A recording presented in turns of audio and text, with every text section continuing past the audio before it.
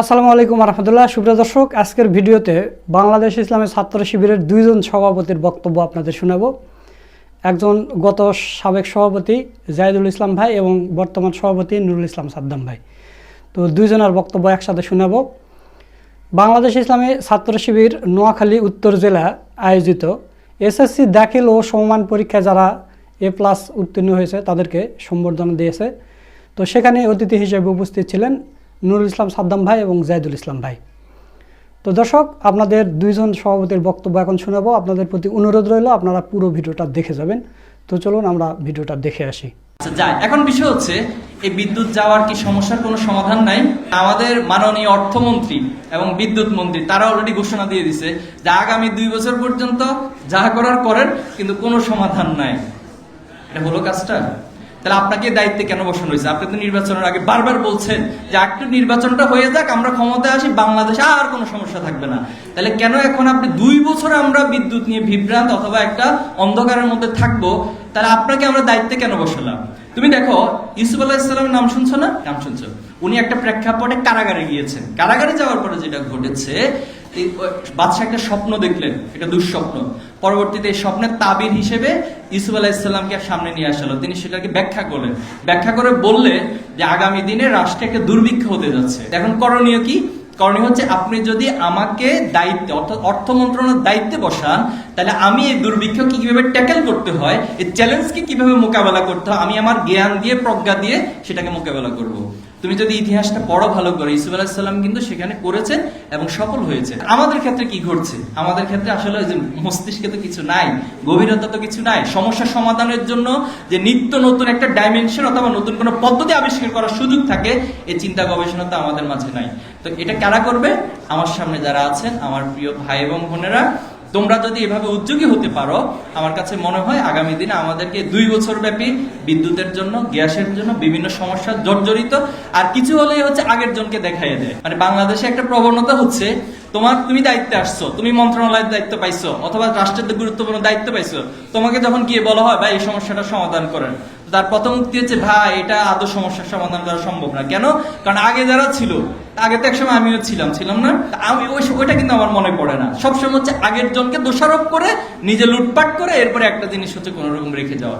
এটা হলো এই রাষ্ট্রের প্রবণতা। কিন্তু আমরা এই প্রবণতা থেকে তোমাদের মধ্য দিয়ে, তোমাদের যারা এখানে আজকে A+ পেয়েছো, তোমরা শুধুমাত্র সার্টিফিকেট নির্ভর জ্ঞান অর্জন না করে বরং নিজেদেরকে আগামী দিনের জন্য যোগ্য, দক্ষ, প্রজ্ঞাবান এবং জ্ঞানের গভীরতায় নিয়ে যেতে হবে। পারবে না? ইনশাল্লাহ। তো আসতে কেন? ইনশাল্লাহ। দেখো, আমাদের জ্ঞানের একটা ইতিহাস রয়েছে, যেটাকে হচ্ছে গোল্ডেন এজ বলা হয়। সে 8ম থেকে 1300 শতকের যে সময়টা ছিল, পুরো মুসলিম বিশ্ব বলতে সেটা স্পেন থেকে শুরু করে একবার চীন পর্যন্ত, মধ্য এশিয়ার এই পুরো জায়গাটা জ্ঞান বিজ্ঞান উৎকর্ষতার একটা বড় জায়গা ছিল। কিন্তু দুর্ভাগ্য হচ্ছে, এই গোল্ডেন এজের নামটা পরিবর্তন করে পশ্চিমারা এটাকে নাম দিয়েছে ডার্ক এজ, অন্ধকার যুগ। অথচ এটা যদি তুমি ভালো করে পর্যালোচনা, এই সময় যে বিজ্ঞানীরা ছিলেন, ইবনে হাইসাম ছিলেন, ইবনে সিনা ছিলেন, এরপরে হচ্ছে ইবনে খাওয়ারিজম ছিলেন।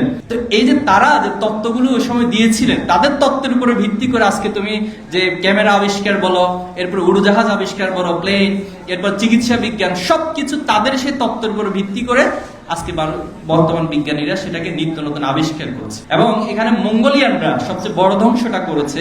তারা আমাদের যত জ্ঞান বিজ্ঞান নিদর্শনগুলো ছিল, আমাদের যত অর্জনগুলো ছিল, এগুলোকে একেবারে ফোরাত নদীতে ভাসিয়ে দিয়ে সব নিঃশেষ করে দিয়েছে। আর মাঝখান থেকে হচ্ছে পশ্চিমা যারা, এরা নিজেদেরকে সভ্য বলে, কিন্তু এরা পৃথিবীতে সবচেয়ে অসভ্যতা করেছে।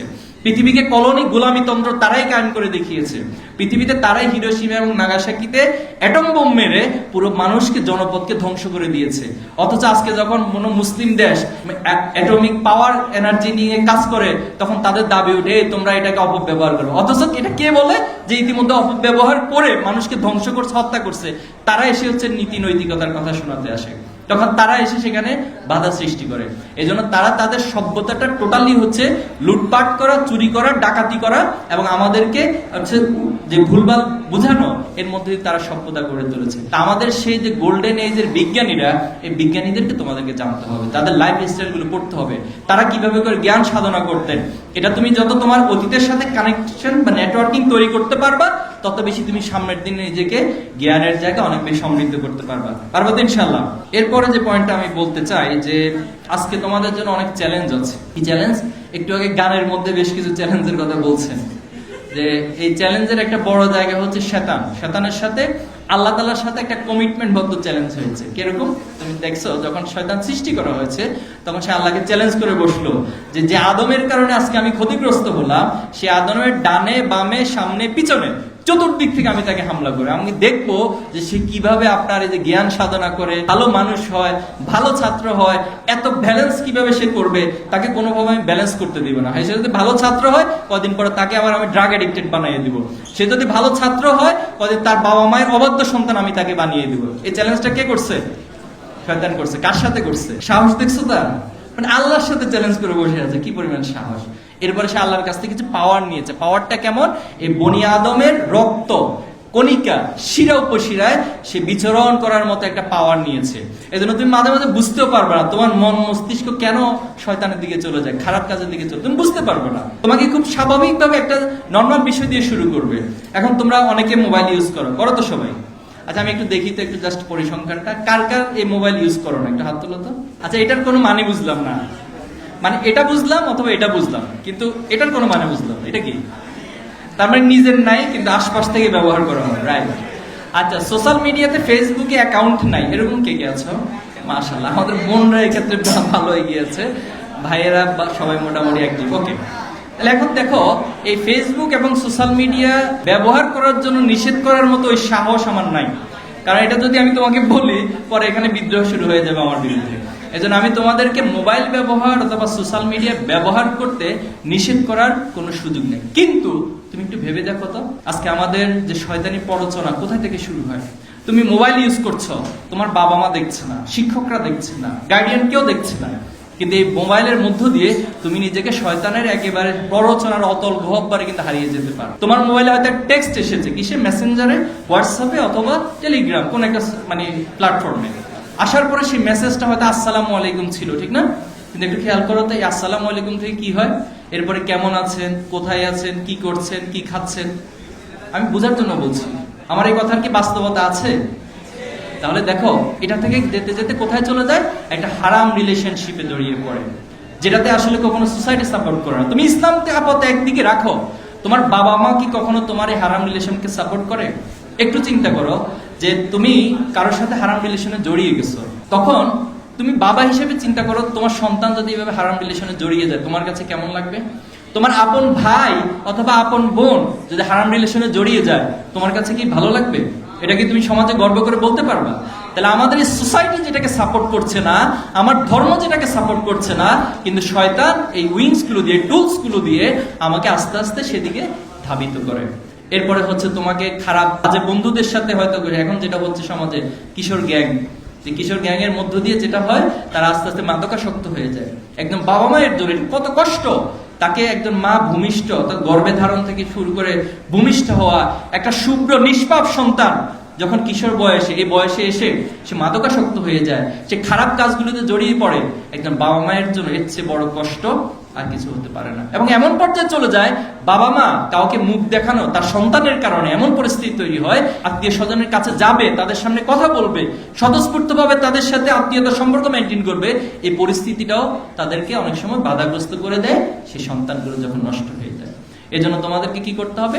আল্লাহর ভয়কে মনের মধ্যে লালন করতে হবে। দেখো আল্লাহর ভয় যদি মনের মধ্যে থাকে তাহলে তোমার দ্বারা অনেক খারাপ কাজ থেকে বেঁচে থাকা সম্ভব। তুমি এটা বিশ্বাস করো যে আমার প্রত্যেকটা কাজ আল্লাহ দেখছে, দেখছেন না?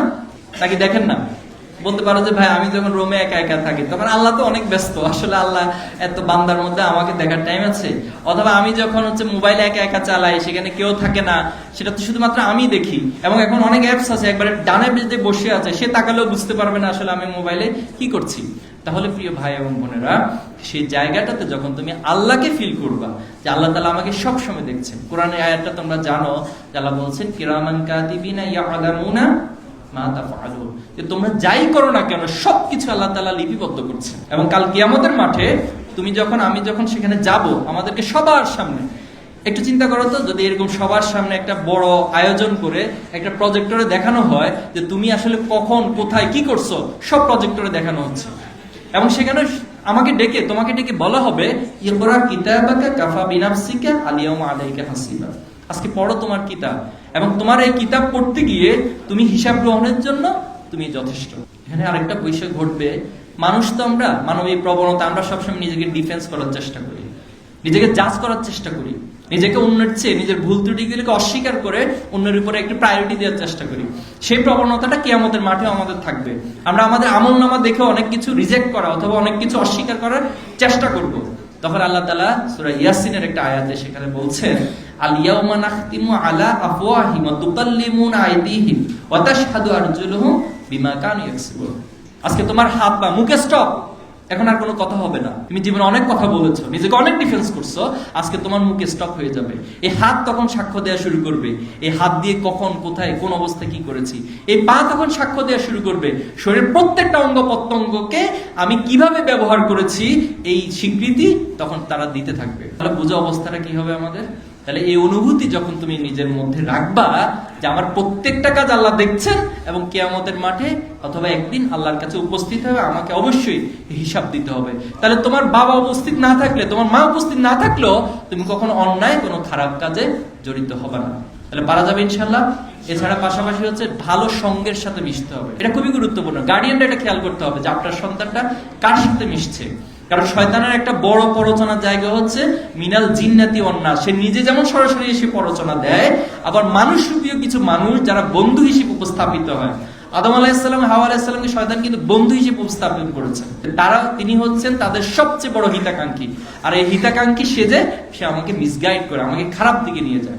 কিন্তু তুমি মনে রাখবা, তুমি যদি কালকে আমাদের মাঠে বলো যে আল্লাহ আসলে আমার তো দোষ ছিল না, আমি তো ইচ্ছে করে খারাপ কাজটা করি নাই, কেন করছি? শয়তানের কারণে করছি। তখন শয়তানকে ডাকা হবে, এই তুমি এর এই কাজটা কেন করাইছো? তখন শয়তান বলবে, আল্লাহ আমি কি তারা জোর করে করাইছি?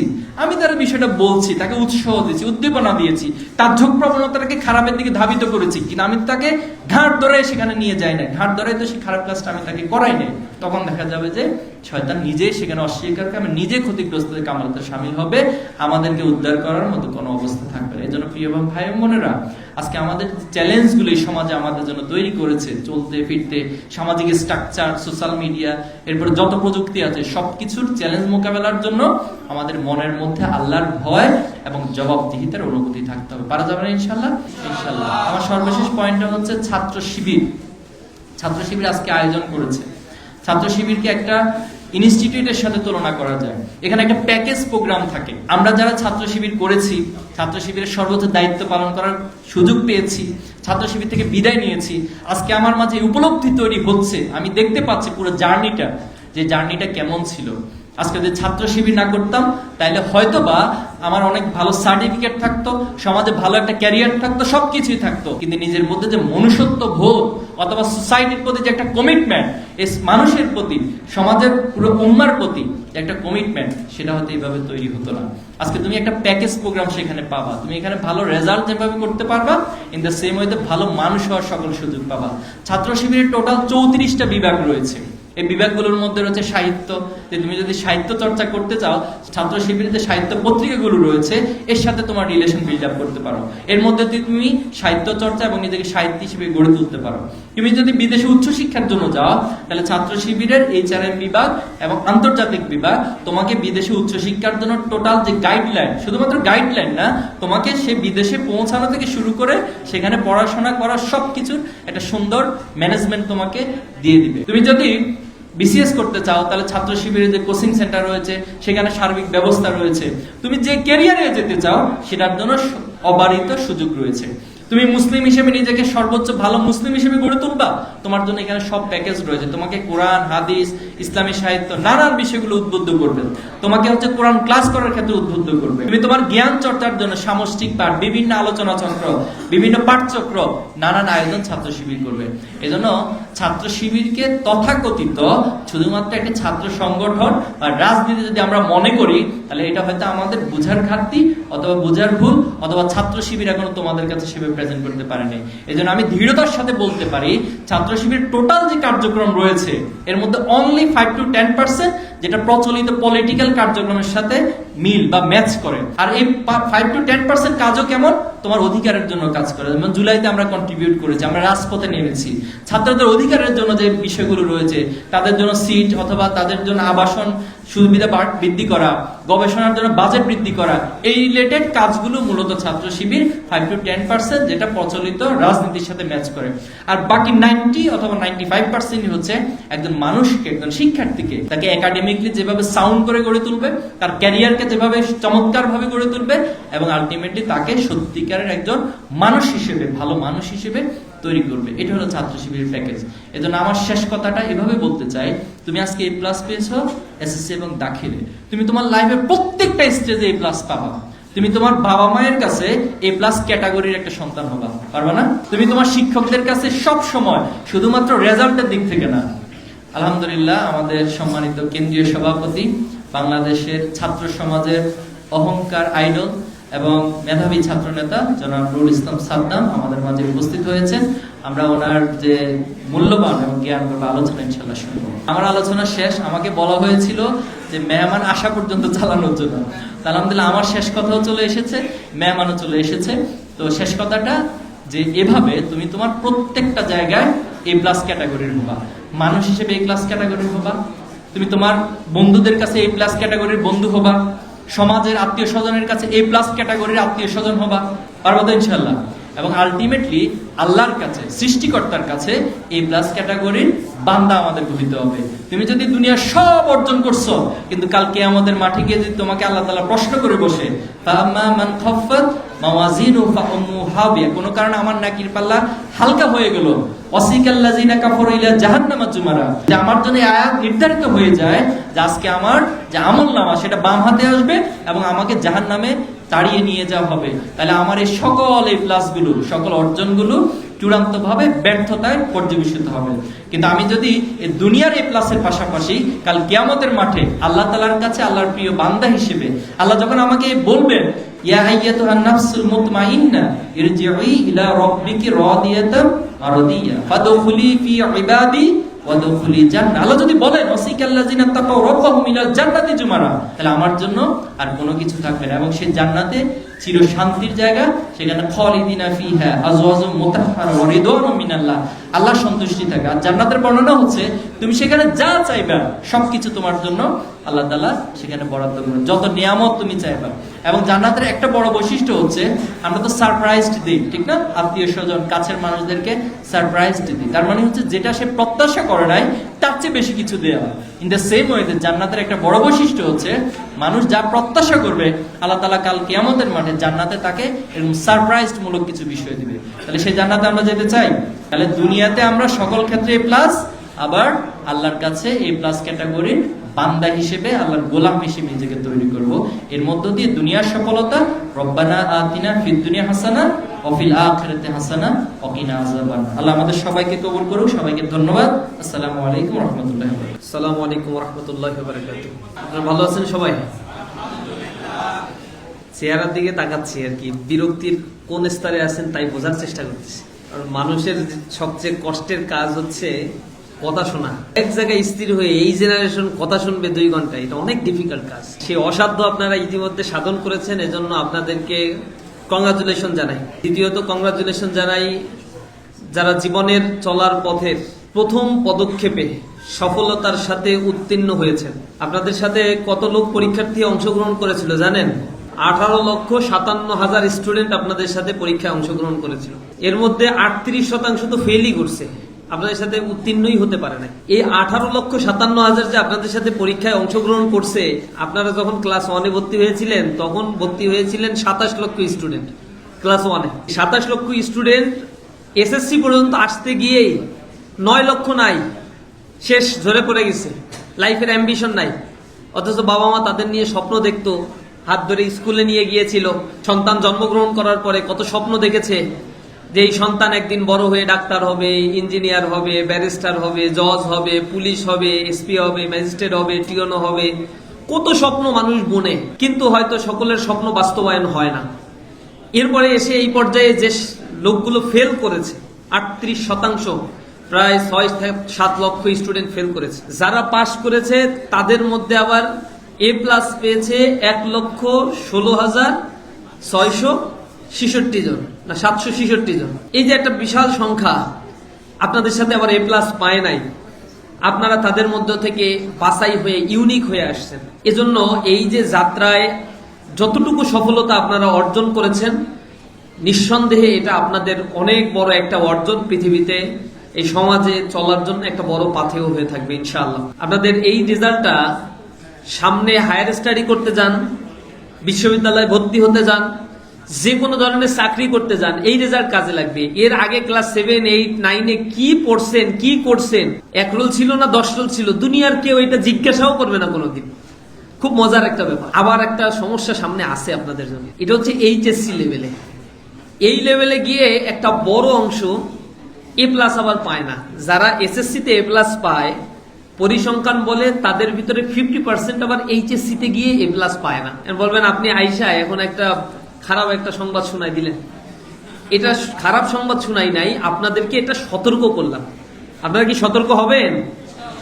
50% A+ পাবে না। আবার যারা A গ্রেড পেয়ে গেছে এসএসসিতে, তাদের আবার 30% কিন্তু এইচএসসিতে A+ পেয়ে যায়। কারণ তারা দেখছে আমার বন্ধু A+ পাইছে, আমি পাই নাই, সে কিন্তু প্রচন্ড রকমের পড়াশোনা শুরু করছে। আর আপনারা যারা A+ পেয়ে গেছেন, তারা তো মনে করছেন আরে আমি তো মেধাবী স্টুডেন্ট, এমনি এইচএসসি তো A+ পেয়ে যাব, কোনো সমস্যা নাই। Over confidence. আর কিছু কিছু আছে বাবা মায়ের কোল থেকে বিভিন্ন কলেজে মাদ্রাসায় ভর্তি হয়ে এরপরে সঙ্গ দোষে নষ্ট হয়ে যায়। আমাদের ক্লাসে একটা ছেলে ছিল, এই ছেলেটা এসএসসিতে A+ পাওয়া, গোল্ডেন A+ পাওয়া, এরপরে কলেজে গিয়ে এত প্রোডাক্টিভ সে ছেলেটা, কারোর সাথে যদি খুব গম্ভীর অবস্থায় থাকে, ও কারোর সাথে কথা বললে সাথে সাথে সে হাসা শুরু করবে। মানে যতই ট্রমাটাইজ থাকেন না কেন, ফেল করছেন, ও 2 মিনিট কথা বললে আপনি হাসা শুরু করে দিবেন। এমন কমেডি করতে পারে আর মানুষের সাথে এত চমৎকার ভাবে মিশতে পারে। মেধাও সেরকম লেভেলের মেধা। কিন্তু কলেজে যাওয়ার পরে ওই যে কমেডির মেধা কাজে লাগানোর কারণে আশেপাশে ঘুরঘুর করতো পিপিলিকা। এই কারণে প্রেম করছে, উলট পালট বন্ধুদের সাথে মিশছে, সিগারেট খাইছে, এরপরে বাবার কাছ থেকে একটা মোটরসাইকেল নিছে। বাবা আবার সরকারি কর্মকর্তা ছিল, পরবর্তীতে তারা ত্যায্যপুত্র করছে। এই নষ্টটা হওয়ার পরে পড়াশোনা করে নাই, ফার্স্ট ইয়ারে সিটি কলেজে ভর্তি হয়ে রেজাল্টটা খারাপ করলো, টাইনা টুইনা সেকেন্ড ইয়ারে উঠলো, ইন্টারমিডিয়েট পরীক্ষা দিল, আল্লাহর রহমতে পাশ করতে পারলো না প্রথমবার। দ্বিতীয়বার পাশ করলো, সিজিপিএ পারলো, জিপিএ আসলো 3.5 সামথিং, একটু বেশি হলো। এরপরে টেনে টুনে একটা কলেজে গিয়ে ভর্তি হলো, এখন এনজিওতে চাকরি করে, বিয়ে শাদী করছে, ছেলে মেয়ে আছে, মোটামুটি সংসার আদি চলছে। কিন্তু ওকে আমরা স্বপ্ন দেখতাম যে আরো বড় কিছু হবে, ক্লাসে খুব ভালো রেজাল্ট করতো, বাবা মা স্বপ্ন দেখতো। সে নষ্ট হয়ে যাওয়ার পরে তার ভাই বিসিএস ক্যাডার, বাবা ক্যাডার সার্ভিসে জব করে, সবাই তাকে এরকম অনেকের কপালে এই ঘটনাটা ঘটবে। আমি বলেছি আপনাদের ভিতরে যারা এবার A+ পেয়েছে, এসএসসিতে গিয়ে 50% A+ পায় না। আবার এটা মনে রাখবেন, A+ পাওয়াই সর্বশেষ কথা না। এসএসসিতে A+ পেয়ে গার্মেন্টস শ্রমিক, এসএসসিতে A+ পেয়ে লেদের দোকানে চাকরি করে, এসএসসিতে A+ পাওয়া ছাত্র বইয়ের দোকানে চাকরি করে, এসএসসির A+ পাওয়া ছাত্র সবজি বিক্রি করে, এসএসসির A+ পাওয়া ছাত্র আরো অনেক কাজ করে। এরকম হিস্ট্রি আছে। আপনারা বলতে পারেন ভাই এখন সবজি বিক্রি করা কি খারাপ জিনিস নাকি? ওটা খারাপ জিনিস না, তাও ওইটা হচ্ছে A- যারা পেয়েছে, A গ্রেড যে পেয়েছে তারা করুক, এই যে 7 লাখ ফেল করলো তারা করুক, আপনি A+ পেয়ে আপনারও এটা করতে হবে। এত উদার মনে হওয়ার তো দরকার নাই। আপনি তো মেধাবী, আপনার রাষ্ট্রের সেক্টর আলাদা, সোসাইটির অ্যাসপাইরেশন আলাদা, আপনি যাবেন ভিন্ন জায়গায়। আপনার ওরকম লেইম্যানদের মতো, সাধারণ মানুষের মতো চিন্তা তো আপনার করার দরকার নাই। এখন আপনি যদি সতর্ক না হন, সামনে ধাক্কাটা খাবেন কোথায়? ইন্টারমিডিয়েটের পরে ধাক্কাটা শুরু হবে। ইউনিভার্সিটিতে ভর্তি হওয়ার স্বপ্ন সবার মনের ভিতরে আছে, ডাক্তার হওয়ার স্বপ্ন আকুপাকু করে, ইঞ্জিনিয়ার হওয়ার স্বপ্ন দেখছে। ডাক্তার হইতে পারবে বাংলাদেশে আপনাদের ব্যাচ থেকে 7,000 স্টুডেন্ট, এর ভিতরে 4,500 আছে সরকারি আর বাদ বাকি আছে বেসরকারি। বেসরকারি পড়তে গেলে 25-30 লাখ টাকা বাবার থাকতে হবে, এছাড়া পড়তে পারবে না, যত মেধাবী হোক ওইখানে টাকা দিয়ে পড়তে হয়। আর সরকারি হাসপাতালে যদি আপনি মোটামুটি চান্স পান, তাহলে কম টাকার ভিতরে পাশ করে বের হয়ে ডাক্তার হয়ে যেতে পারবেন। ইঞ্জিনিয়ারিং পড়তে যান, বুয়েট, কুয়েট, চুয়েট, এই জায়গাগুলোতে সিট আছে সর্বসাকল্যে 4,500। তাহলে পরীক্ষা দিবে 1 লাখ স্টুডেন্ট, তার ভিতরে ডাবল A+ পাওয়া ছাত্র অন্তত 30,000 A+ পাওয়া, ডাবল A+ পাওয়া ছাত্ররা আপনার সাথে কম্পিটিশন করবে, 4,000 মাত্র চান্স পাবে। এরপরে আসবেন ইউনিভার্সিটিতে 55,000 সিট আছে মাত্র, কিন্তু পরীক্ষা তো দেবে এখানে 3 লাখের উপরে। তাহলে এবার সব সময় করে হিসাব করে 62,000 সিট আছে মেডিকেল, ইঞ্জিনিয়ারিং আর বিদ্যালয়গুলোতে। এখন এই 62,000 আপনি যে স্বপ্ন দেখছেন এ প্লাস পেয়ে 1,16,766 জন, এই মানুষগুলো কি সবাই আসলে বিশ্ববিদ্যালয়, মেডিকেল আর ইঞ্জিনিয়ারিং এ পড়তে পারবেন? আর কারা পারবে আসলে? যারা এই যে ট্রানজিশনাল পিরিয়ড, যে 2টা বছর আপনাদের সামনে আছে না, এই 2টা বছর যে হার্ড অ্যান্ড সোল পরিশ্রম করবে, স্টেপ আপ প্রোগ্রাম করবে, এ প্লাস পাইছি, first year is rest year, second year don't care. এই ডোন্ট কেয়ার করলে পরীক্ষার খাতায় আর রেজাল্টটাও আসবে না কিন্তু, কারণ ওইখানে লিখতে হবে। ইন্টারমিডিয়েটটা এসএসসি চাইতে একটু ডিফিকাল্ট।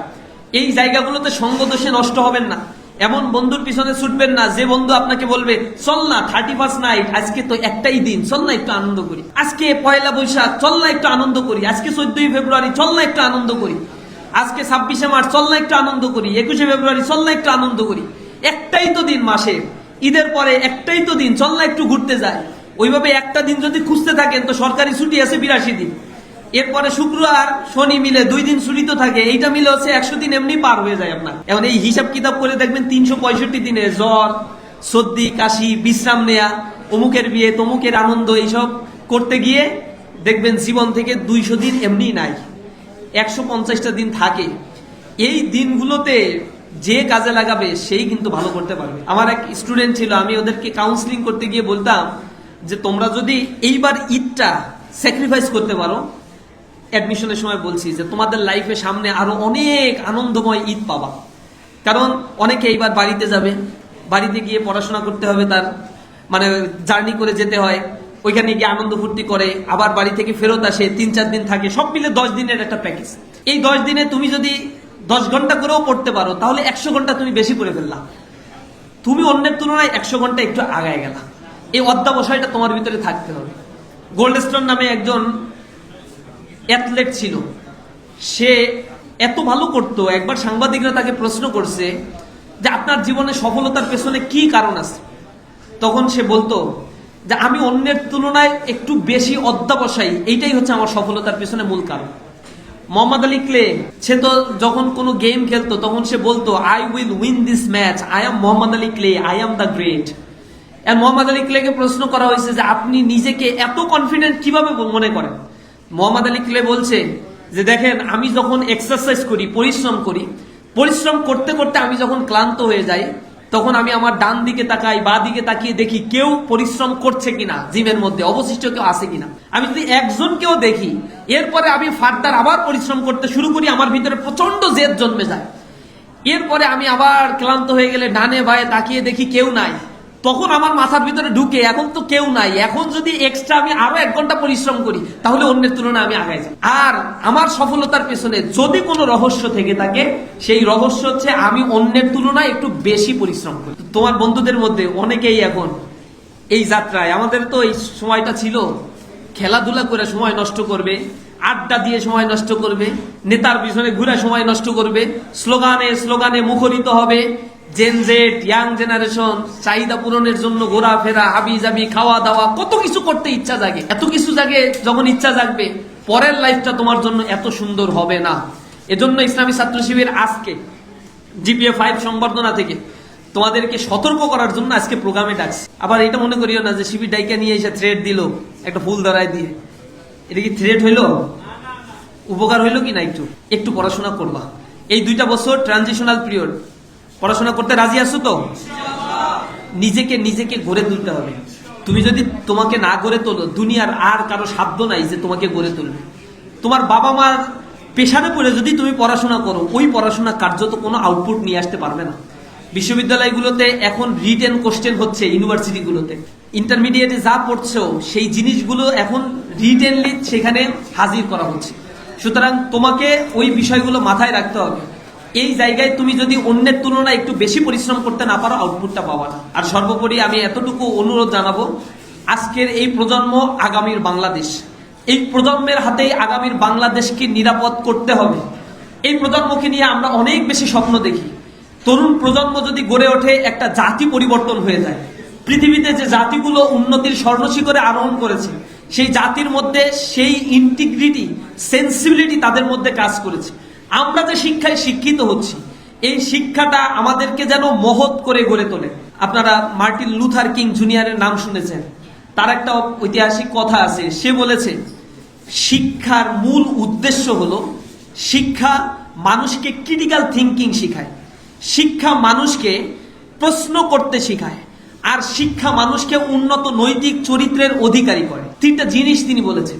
শিক্ষা মানুষকে প্রশ্ন করতে শেখায়, কেন সে আসলে শিক্ষা অর্জন করছে, এই শিক্ষা অর্জন করে লাভটা কি, এই শিক্ষা অর্জনের মধ্য দিয়ে সে কোথায় যেতে চায়। এই প্রশ্নের উত্তর যদি একজন মানুষ শিক্ষার মধ্য দিয়ে না পায়, সেইটা কোনোদিনই শিক্ষা হইতে পারে না।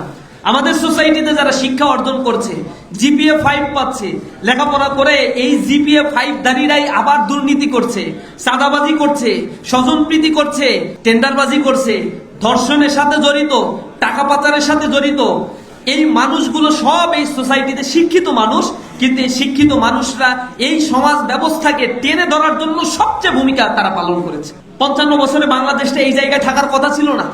এই 55 বছরে জাতিগতভাবে আমাদের সামনের দিকে অগ্রসর হওয়ার কথা ছিল, কিন্তু যখনই ইউনাইটেড ওয়েতে জাতিকে সামনের দিকে অগ্রসর করার কথা, তখন সেই জাতিকে শকুনের চামড়ার মতো, শকুনের দৃষ্টি টেনে টেনে লাল সবুজের পতাকাকে খামচে ধরার জন্য চেষ্টা করছে। আমরা যখন এগিয়ে যেতে চাই, তখন নিয়ে আসে 72, 75, 71-এর ইস্যু, 80-র ইস্যু, 90-এর ইস্যু, জাতিকে সামনের দিকে এগিয়ে যেতে দেয় না।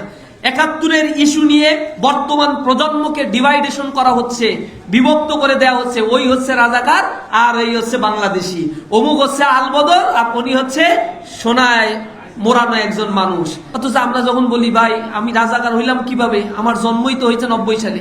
না, তুমি সত্য কথা বলো, অনেস্টির সাথে থাকো, দুর্নীতির বিরুদ্ধে কথা বলো, চাঁদাবাজির বিরুদ্ধে কথা বলো, তাই তুমি রাজাকার। ভালো কথা বললেই আপনি রাজাকার খাবেন ট্যাগ, ভালো কথা বললেই আপনার বানাবে আলবদর, ভালো কথা বললেই আপনি হবেন স্বাধীনতা বিরোধী, দেশদ্রোহী। আর যারা টাকা পাচার করে এরা হচ্ছে মুক্তিযুদ্ধের চেতনায় উজ্জীবিত মানুষ। আমরা নাকি দেশপ্রেমে উজ্জীবিত না। অথচ ইসলামী ছাত্র শিবির যাদেরকে তৈরি করেছে, এই মানুষগুলো বুকে হাত দিয়ে বলতে পারে আমরা আমাদের জীবনে কোনো হিপোক্রেসি নাই, আমরা দুর্নীতির সাথে জড়িত না, স্বজনপ্রীতির সাথে জড়িত না, আমরা চাঁদাবাজি করি না, আমরা টেন্ডারবাজি করি না, আমরা মানুষের সম্পদ লুটপাট করি না, আমরা মা বোনদের সাথে অসভ্য আচরণ করি না, আমরা এই সমাজের টাকা পাচার করে বিদেশে রাজপ্রাসাদ তৈরি করি না, আমাদের অসুস্থতা হইলেই সাথে সাথে দেশের টাকা খরচ করে সিঙ্গাপুরে যে চিকিৎসা নিয়ে আসি না। আমরা আমাদের সমাজকে ভালোবাসি, আমাদের রাষ্ট্রকে আমরা গড়ে তুলতে চাই। এই কথা যখন আমি বলি, তখন বলে না তোমরাই স্বাধীনতা বিরোধী। এর কথা তখনই বলে ট্যাগ দিয়ে আমাদেরকে ডিহিউম্যানাইজ করে, যাতে এই সম্পদের পাহাড় তারা গড়তে পারে, চাঁদাবাজি টেন্ডারবাজি করে সমাজ ব্যবস্থাকে যাতে তারা নিজেদের নিয়ন্ত্রণে নিতে পারে। এই থেকে আমাদেরকে সতর্ক থাকতে হবে। এই দেশটা এই 55 বছর পরে এসে মাথাপিছু আয় মাত্র 3000 মার্কিন ডলার হয়েছে। এই 3000 মার্কিন ডলারও আমরা আবার সমানভাবে সবাই ভোগ করতে পারি না। আমাদেরকে গড়ে উঠতে হবে সামনের চ্যালেঞ্জ মোকাবেলা করার জন্য। সামনে এই জাতিকে নিয়ে যারাই নানা ধরনের চক্রান্ত ষড়যন্ত্র করবে, তাদের বিরুদ্ধে তরুণ সমাজ গর্জে উঠবে। তোমাদের কাছে আমি অনুরোধ জানাই, তোমাদের যৌবনের সময়গুলোকে নষ্ট করে দেওয়ার জন্য তোমাদের হাতে ইতিমধ্যেই জায়নিস্টরা কিছু ওয়েপন্স দিয়ে রাখছে। এই ওয়েপন্স গুলো তুমি সশস্ত্র চিত্রে এইগুলো ব্যবহার করা শিখেছো। সেটার নাম হচ্ছে ফেসবুক, সেটার নাম হচ্ছে টিকটক, সেটার নাম হচ্ছে ইনস্টাগ্রাম, সেটার নাম হচ্ছে এই জিনিসগুলো ব্যবহার করে করে প্রতিনিয়ত জেন-জেড 13 ইয়ার মানে টিনেজার যারা রয়েছে, 4 ঘন্টা 5 ঘন্টা এভারেজ এক একটা দিন তারা তাদের যৌবন থেকে তারা নষ্ট করে ফেলছে। অথচ এই যে ফেসবুকের আবিষ্কার যিনি করেছেন, তিনি হচ্ছেন জায়নিস্ট, ইহুদি মার্ক জাকারবার্গ।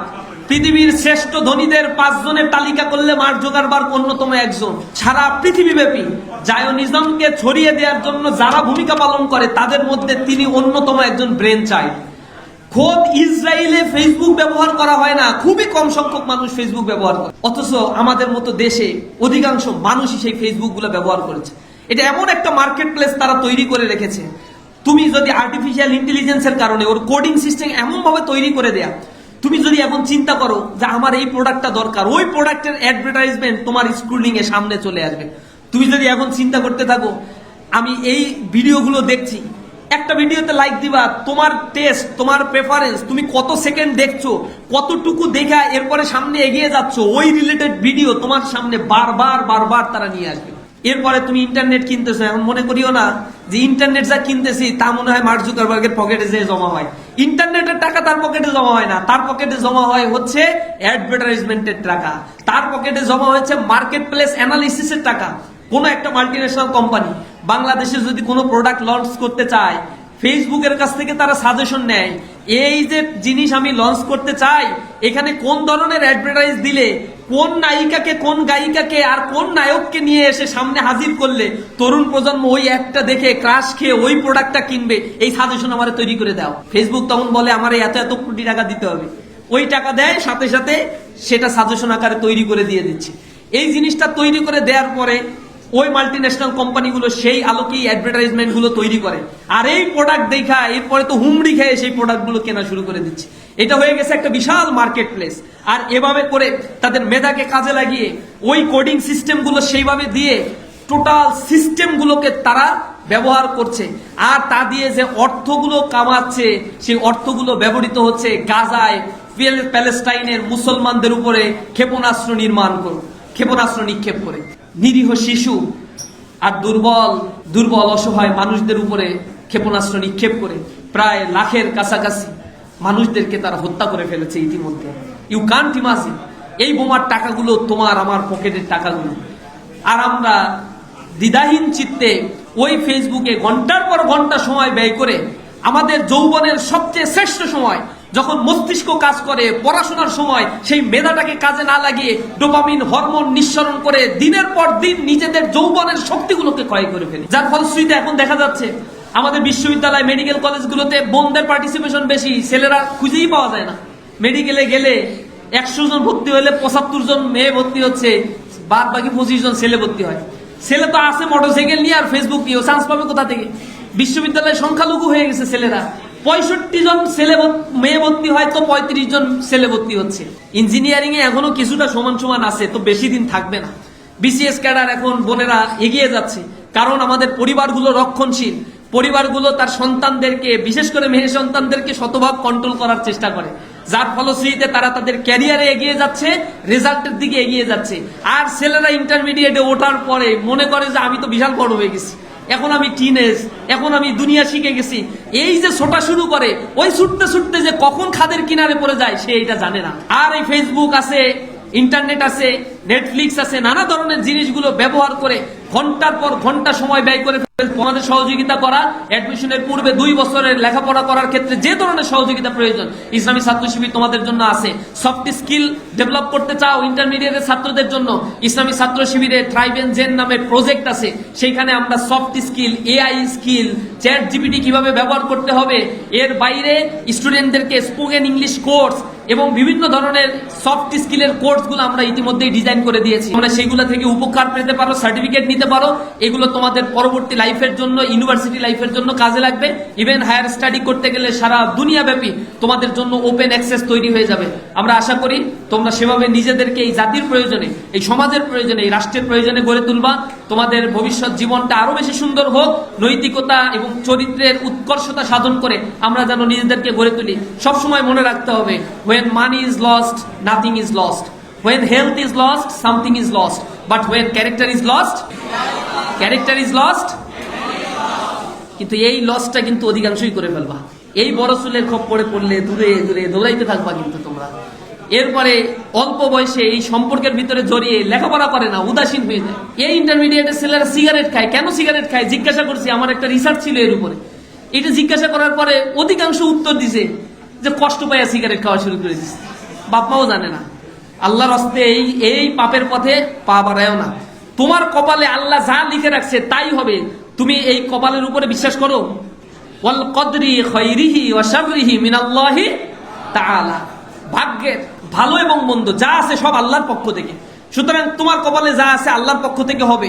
এজন্য নিরাশ হওয়া, নিজেকে নষ্ট করে ফেলা, ধ্বংস করে ফেলা, এই কাজগুলো মোটেও করা যাবে না। উজ্জীবনী শক্তি নিয়ে প্রাণ সঞ্চার করতে হবে। যদি আমরা তোমাদেরকে নিজেদেরকে যদি তোমরা তৈরি করতে পারো, দেখবা এই যে তোমাদের বিয়ে করার জন্য পিছনে লাইন ধরে থাকবে মেয়ের বাবারা, বোনদেরকে বিয়ে দেওয়ার জন্য লাইন ধরে থাকবে ছেলের বাবারা। এই পর্যায়ে নিজেদেরকে নিতে হবে, এর আগে নিজেদেরকে ক্ষয় করা যাবে না। পারবো তো ইনশাআল্লাহ?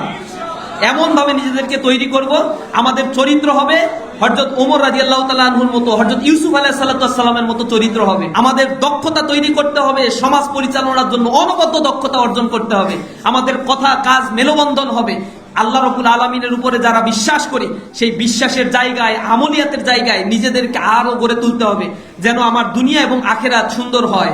আমরা যেটা আল্লাহর কাছে দোয়া করি, রব্বানা আতিনা ফিদ দুনিয়া ওয়া ফিল আখিরাতি ওয়াকিনা আযাবান নার। আল্লাহ আমাকে দুনিয়ায়ও তুমি কল্যাণ দাও, আখিরাতেও কল্যাণ দাও। দুনিয়াতেও আমরা কল্যাণ চাই, আখিরাতেও আমরা জান্নাতুল ফেরদাউসে যেতে চাই।